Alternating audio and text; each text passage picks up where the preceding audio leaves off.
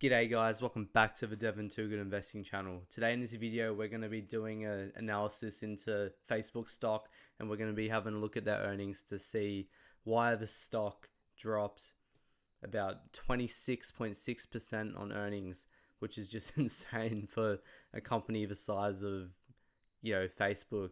It is crazy for a big tech stock, to drop that much in one trading day. And we can see over the last 6 months Facebook has been in a bit of a downtrend.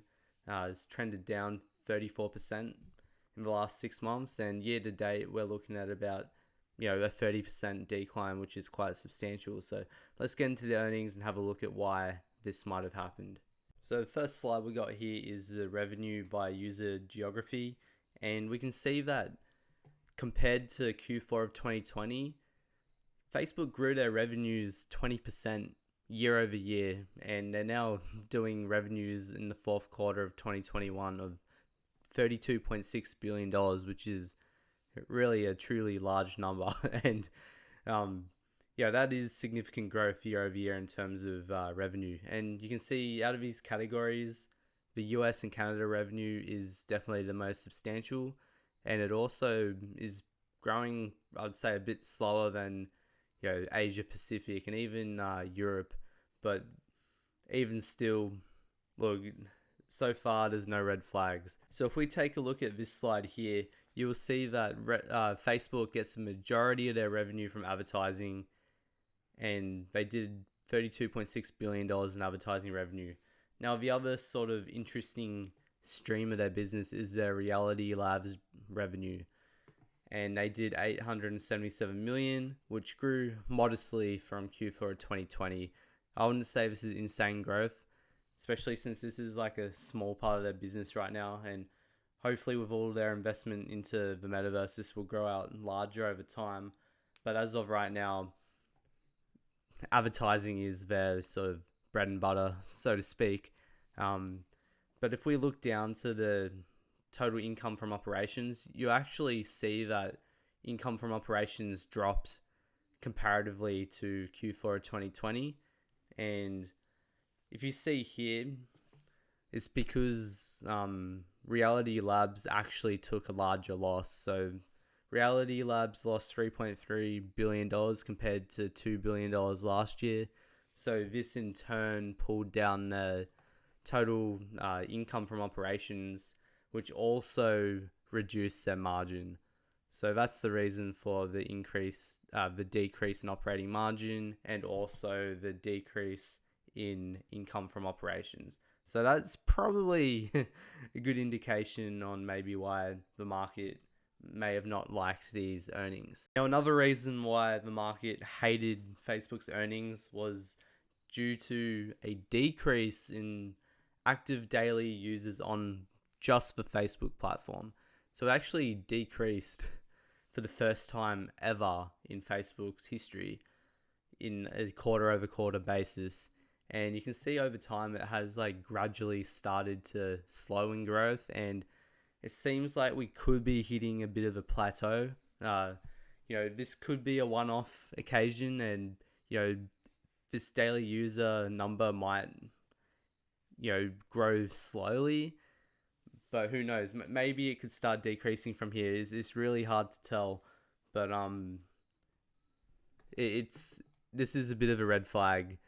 But if we scroll up, we'll actually see the family active users. Here we go. So this is the family daily active users. So this is people using all of Meta's platforms, whether that be Facebook, whether that be Instagram, whether that be WhatsApp.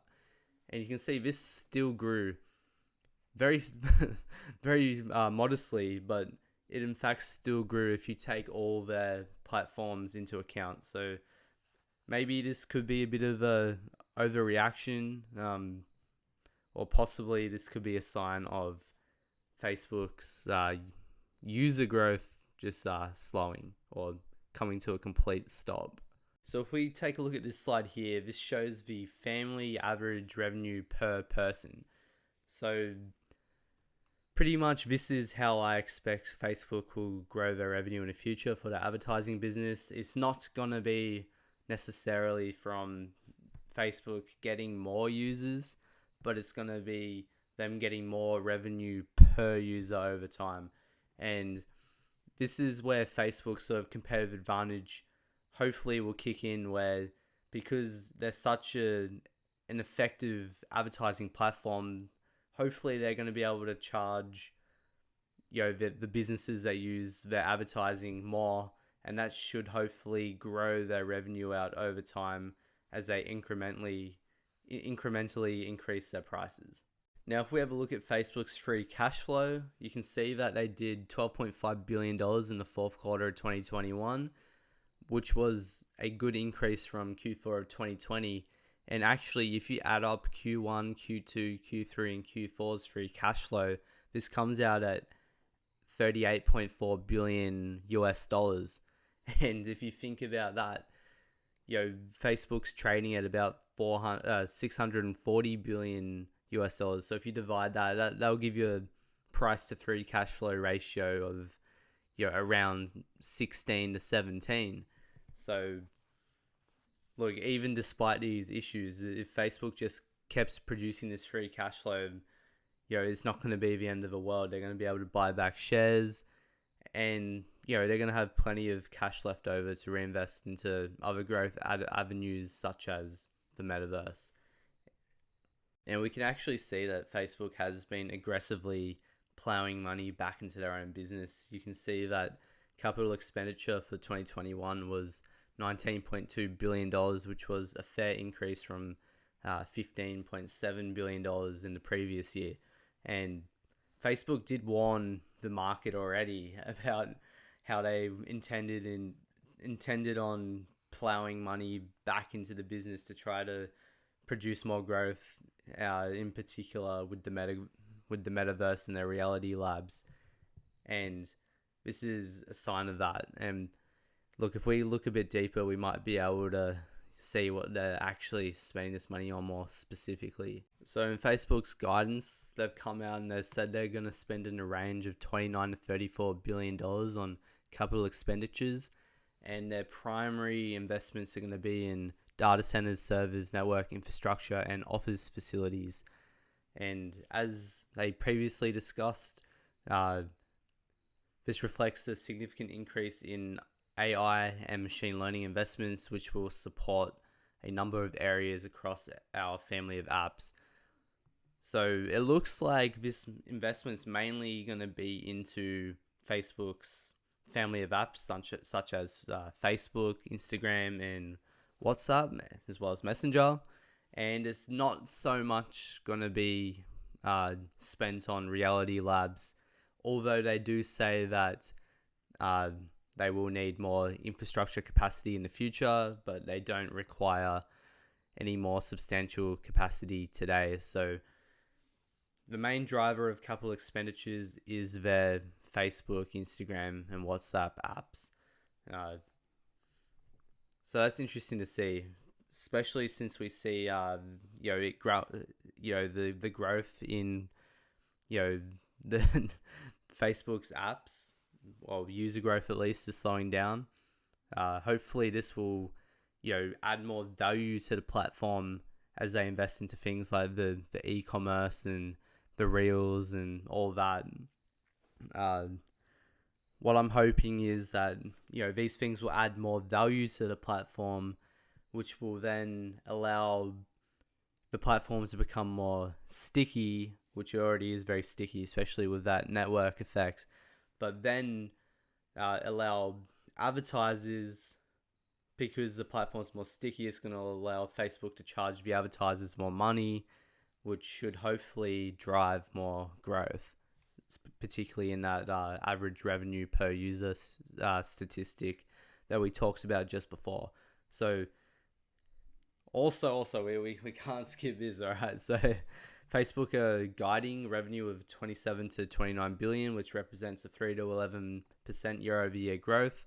So this is pretty poor, honestly, but I really don't like to get stuck up in these sort of quarterly revenue guidances. Like it really I don't really care what happens next quarter. I'm thinking about what's going to happen in 5 to 10 years, However, this is, mildly concerning. It's just something to keep an eye on, because if Facebook does only grow 3 to 11%, for the next 5, 6, 7, 8, 9, 10 years, this probably will not be a good investment at these prices. I mean, it might be an okay investment, but it won't be a great investment. At these prices, you'd want Facebook to be growing closer to 15% per year over the next 5 years if you want to get that higher rate of return. I'm talking that 20% a year level kind of return. Regardless of that, even if Facebook's growth is starting to slow down, like what we've seen with Apple, like Apple's growth, it's not that fast, but because they're doing a lot of share repurchases, that's skewing the EPS numbers and making them, it's making the company look more profitable than what it actually is. And look, that works out really well for Apple. And Facebook are doing quite a lot of share repurchases. You can see that they purchased 44 billion of their stock in 2021. So those shares now wiped off the table. And if they continue to, they obviously are going to produce a lot of free cash flow in the future.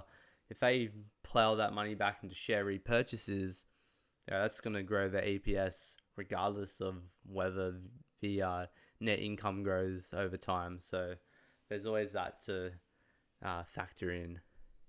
So based off a bit of preliminary research here, I've put in growth rates between 12 and 16%. I've put in this year's free cash flow. I've put in a terminal multiple of 20 because that's reasonable for a company like Facebook. It's fairly conservative in my opinion as well, as long as Facebook doesn't shit the bed. Required rate of return, I'm aiming for 22%. We've got to factor in the cash and debt. So we've got $12 per share of cash. And obviously the shares outstanding, that's the most updated number. You add that in, and we're getting buy prices between $212 and $246. Obviously, this depends on how confident you are with the growth and where you think the free cash flow will be out in 5 years, along with where you think Facebook will be valued by the market in terms of its terminal multiple. But it is starting to enter very attractive territory if you are bullish on Facebook maintaining that sort of low to mid double-digit free cash flow growth going out 5 years. But anyway, guys, that's it for the video, and I hope you enjoy. Make sure you like and make sure you subscribe, and I'll see you next time.